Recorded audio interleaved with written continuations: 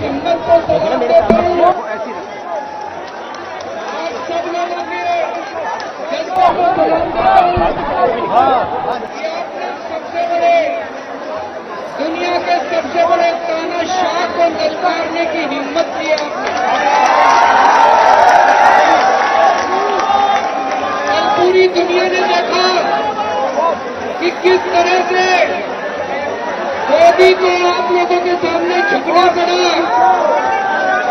मैं भी सब लोगों से मिला, लोगों को पूरी तरह से डंडे मारे गए, टीयर गैस के गोले छोड़े गए, उनके ऊपर पत्थर बरसाए गए।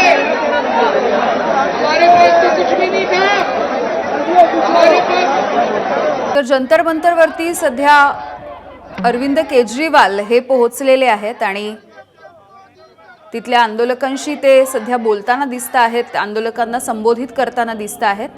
कॉकरोच जनता पार्टीच्या समर्थनार्थ सध्या अरविंद केजरीवाल हे अभिजित दीपके यांची त्यांनी भेट घेतली आहे आणि जंतर मंतरवरच्या आंदोलनामध्ये ते सहभागी झाले आहेत।